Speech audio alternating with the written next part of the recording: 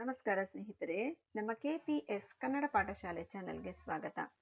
ಮಾತೃಭಾಷೆ ಕನ್ನಡ ಅಲ್ಲದೆ ಇರುವ ಮಕ್ಕಳಿಗೆ ಸುಲಭವಾಗಿ ಕನ್ನಡ ಕಲಿಸುವ ನಮ್ಮ ಈ ಪ್ರಯತ್ನಕ್ಕೆ ನಿಮ್ಮ ಪ್ರೋತ್ಸಾಹ ಇರಲಿ. ಚಾನೆಲ್ ಅನ್ನು ಲೈಕ್ ಮಾಡಿ, ಇತರ ವಿದ್ಯಾರ್ಥಿಗಳಿಗೆ ಶೇರ್ ಮಾಡಿ, ಸಬ್ಸ್ಕ್ರೈಬ್ ಮಾಡಿಕೊಳ್ಳಿ. Hello friends, welcome to our KPS channel. This is a channel to teach Kannada in an easy way to children whose mother tongue is not Kannada. Please encourage us, like the channel, share with other students and subscribe our channel. Today I have selected a lesson for 3rd standard, lesson number 9, Bhagiratha. ಇವತ್ತು ನಾವು ಮೂರನೇ ತರಗತಿಯ ಮಕ್ಕಳಿಗೋಸ್ಕರ ಪಾಠ 9 ಭಗೀರಥ. ಪಾಠ ಓದೋಣ. ಪುರಾಣ ಕಾಲದಲ್ಲಿ ಭಗೀರಥ ಎಂಬ ದೊರೆ ಇದ್ದನು. ಅವನ 60,000 ಜನ ತಾತಂದಿರು ಕಪಿಲ ಮುನಿಯ ಕೋಪಕ್ಕೆ ಸಿಕ್ಕಿ ಸುಟ್ಟು ಭಸ್ಮವಾಗಿದ್ದರು. ಅವರಿಗೆ ಸ್ವರ್ಗ ಲಭಿಸಬೇಕೆಂದು ಭಗೀರಥನು ಚಿಂತಿಸುತ್ತಿದ್ದನು.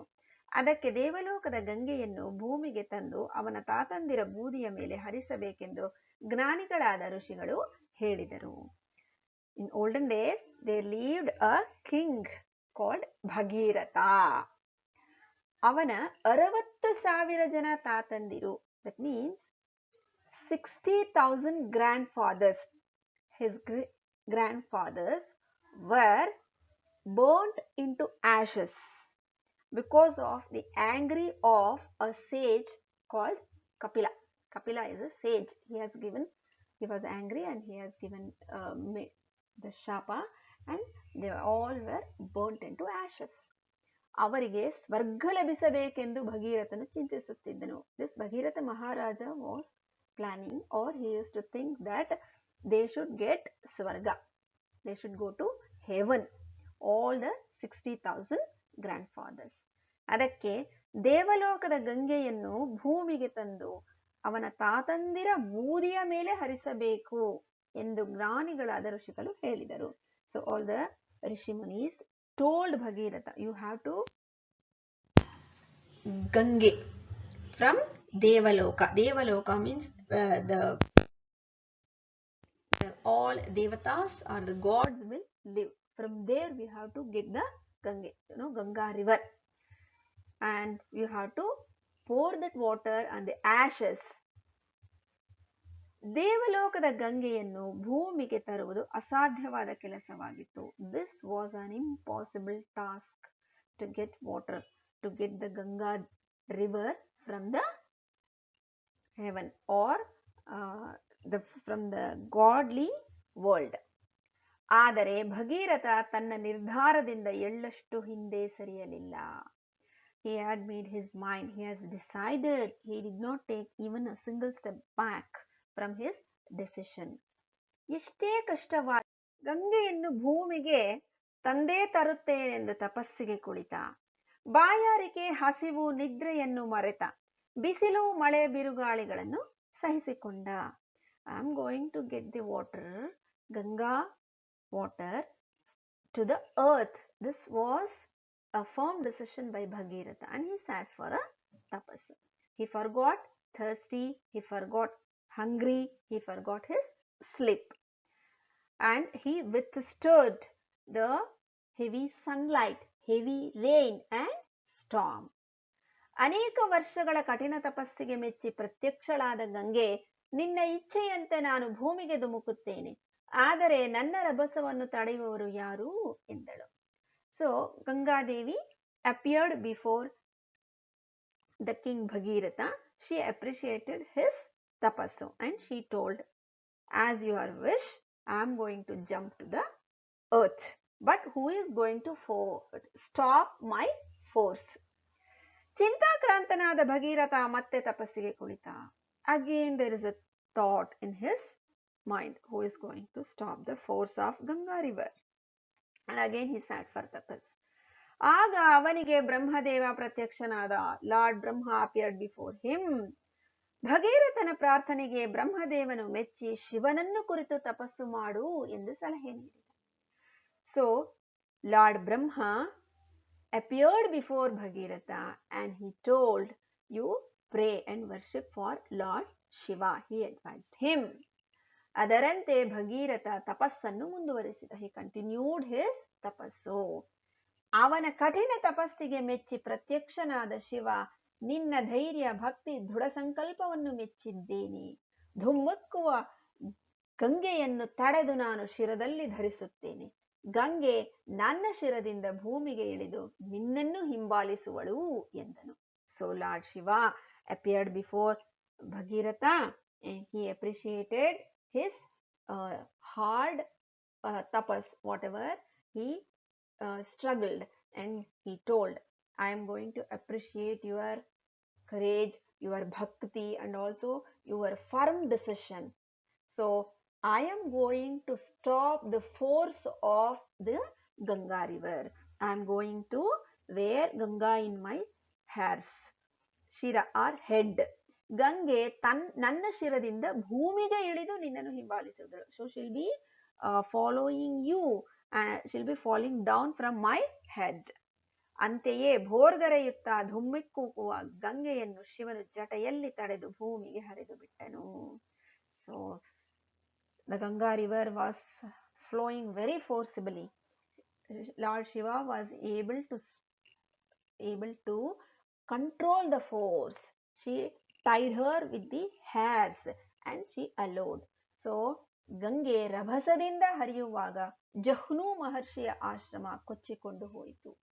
So the water was falling so forcibly and the ashrama which was built by Jahnu Maharshi was flooded off.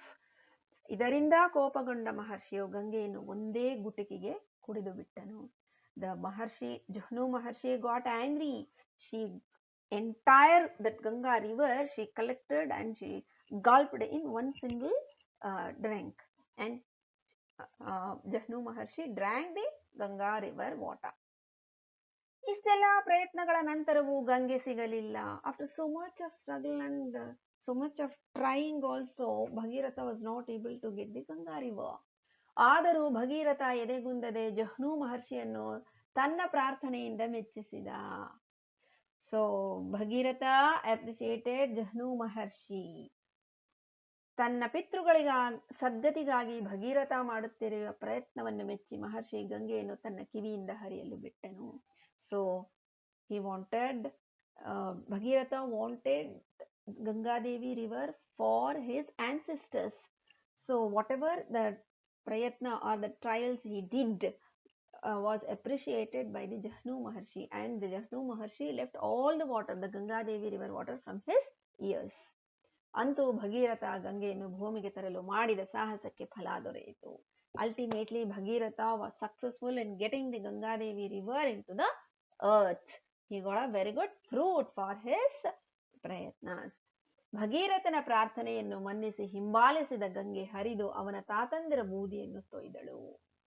So lord Gangadevi appreciated Bhagirath's prayer and she flowed on the ashes of his ancestors. ಅವರಿಗೆ ಸ್ವರ್ಗ ಲಭಿಸಿತು. They got heaven. ಎಷ್ಟೇ ಅಡ್ಡಿ ಆತಂಕಗಳು ಬಂದರೂ ಭಗೀರಥ ಎದೆಗುಂದದೆ ತನ್ನ ದೃಢ ಸಂಕಲ್ಪದಿಂದ ಅಂದುಕೊಂಡ ಕಾರ್ಯ ಸಾಧಿಸಿದ. So many obstacles in his way to get the river water, Ganga river water from the heaven, but he did not take back his decision. He was ultimately successful in achieving his goal. So let us read some of the words and meanings which we have learnt in this lesson. ಕೆಲವು ಪದಗಳ ಅರ್ಥಗಳನ್ನು ಓದ್ಕೊಳ್ಳೋಣ ಈಗ. ಕೋಪ, ಸಿಟ್ಟು. ಮೆಚ್ಚು, ಇಷ್ಟಪಡು. ಇಚ್ಛೆ, ಅಪೇಕ್ಷೆ, ಬಯಕೆ. ಚಿಂತಾಕ್ರಾಂತ, ಯೋಚನೆಗೆ ಒಳಗಾದ. ಧುಮುಕು, ಕೆಳಗೆ ಹಾರು, ಜಿಗಿ. ಪ್ರತ್ಯಕ್ಷ, ಕಾಣಿಸಿಕೊ. ತೊಯ್ಯು, ನೆನೆ, ಒದ್ದೆಯಾಗು. ಎದೆಗುಂದು, ಧೈರ್ಯಗೆಡು. ಈ ಕೆಳಗಿನ ಪ್ರಶ್ನೆಗಳಿಗೆ ಒಂದೊಂದು ವಾಕ್ಯದಲ್ಲಿ ಉತ್ತರಿಸಿ. You have to write the answers in one sentence for the following questions. Bhagiratha ಯಾರಿಗೆ ಸ್ವರ್ಗ ಸಿಗಬೇಕೆಂದು ಚಿಂತಿಸುತ್ತಿದ್ದನೋ? ಭಗೀರಥ ತನ್ನ 60,000 ಜನ ತಾತಂದರಿಗೆ ಸ್ವರ್ಗ ಸಿಗಬೇಕೆಂದು ಚಿಂತಿಸುತ್ತಿದ್ದನು. ಋಷಿಗಳು ಭಗೀರಥನಿಗೆ ಏನೆಂದು ಹೇಳಿದರು? ದೇವಲೋಕದ ಗಂಗೆಯನ್ನು ಭೂಮಿಗೆ ತಂದು ಅವನ ತಾತಂದಿರ ಬೂದಿಯ ಮೇಲೆ ಹರಿಸಬೇಕೆಂದು ಋಷಿಗಳು ಭಗೀರಥನಿಗೆ ಹೇಳಿದರು. ಭಗೀರಥನು ಏಕೆ ತಪಸ್ಸಿಗೆ ಕುಳಿತನು? ದೇವಲೋಕದ ಗಂಗೆಯನ್ನು ಭೂಮಿಗೆ ತರಲು ಭಗೀರಥನು ತಪಸ್ಸಿಗೆ ಕುಳಿತನು. ಗಂಗೆ ಭಗೀರಥನಿಗೆ ಏನೆಂದು ಹೇಳಿದಳು? ನಿನ್ನ ಇಚ್ಛೆಯಂತೆ ನಾನು ಭೂಮಿಗೆ ಧುಮುಕುತ್ತೇನೆ, ಆದರೆ ನನ್ನ ರಭಸವನ್ನು ತಡೆಯುವವರು ಯಾರು ಎಂದು ಗಂಗೆ ಭಗೀರಥನಿಗೆ ಹೇಳಿದಳು. ಗಂಗೆ ಹರಿಯುವ ರಭಸವನ್ನು ತಡೆದವರು ಯಾರು? ಗಂಗೆ ಹರಿಯುವ ರಭಸವನ್ನು ತಡೆದವರು ಶಿವ. Match the following. ಅ ಪಟ್ಟಿಯಲ್ಲಿರುವ ಹೆಸರುಗಳನ್ನು ಬ ಪಟ್ಟಿಯಲ್ಲಿ ಹೊಂದಿಸಿ ಬರೆಯಿರಿ. ಗಂಗೆ ನದಿ, ಜಹ್ನು ಮಹರ್ಷಿ, ಭಗೀರಥ ರಾಜ. ಕೊಟ್ಟಿರುವ ಮಾತನ್ನು ಯಾರು ಯಾರಿಗೆ ಹೇಳಿದರು? Who told the following sentences to whom? ಗಂಗೆಯನ್ನು ನಾನು ಶಿರದಲ್ಲಿ ಧರಿಸುತ್ತೇನೆ. ಈ ಮಾತನ್ನು ಶಿವನು ಭಗೀರಥನಿಗೆ ಹೇಳುತ್ತಾನೆ. ನಿನ್ನ ಇಚ್ಛೆಯಂತೆ ನಾನು ಭೂಮಿಗೆ ಧುಮುಕುತ್ತೇನೆ. ಈ ಮಾತನ್ನು ಗಂಗೆಯು ಭಗೀರಥನಿಗೆ ಹೇಳುತ್ತಾಳೆ. ಈ ಪದಗಳಿಗೆ ನಾನಾರ್ಥಗಳನ್ನು ಬರೆಯಿರಿ. You have to write the synonyms for these words. ಮುನಿ, ಋಷಿ, ತಪಸ್ವಿ, ತರು, ಮರ, ವೃಕ್ಷ. ನುಡಿಗಟ್ಟುಗಳನ್ನು ನಿನ್ನ ಸ್ವಂತ ವಾಕ್ಯಗಳಲ್ಲಿ ಬಳಸಿ ಬರೆಯಿರಿ. ಎಳ್ಳಷ್ಟು, ನಾನು ದಾನ ಮಾಡಿದ್ದರಲ್ಲಿ ಎಳ್ಳಷ್ಟು ಮರಳಿ ಕೇಳುವುದಿಲ್ಲ. ಎದೆಗುಂದು, ನಾನು ವಾರ್ಷಿಕ ಪರೀಕ್ಷೆಯನ್ನು ಎದೆಗುಂದದೆ ಎದುರಿಸುತ್ತೇನೆ. ಈ ಪದಗಳನ್ನು ಸರಿಪಡಿಸಿ ಬರೆದು ಓದಿರಿ. There are some mistakes in these words. You have to correct them. First one is tatandiru. Second one is rabhasa. Third one is gnani. Fourth one asadhya. Fifth one devaloka. Sixth one chintakranta.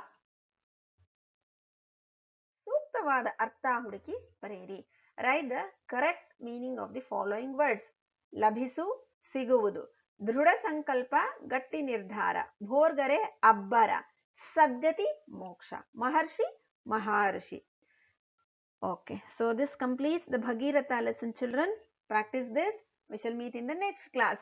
ಇಲ್ಲಿಗೆ ಈ ಪಾಠ ಮುಗ್ದಿದೆ. ಚೆನ್ನಾಗಿ ಅಭ್ಯಾಸ ಮಾಡ್ಕೊಳ್ಳಿ. ಮತ್ತೆ ಮುಂದಿನ ತರಗತಿನಲ್ಲಿ ಭೇಟಿ ಮಾಡೋಣ. ಧನ್ಯವಾದ ಮಕ್ಕಳೇ. Thank you, children.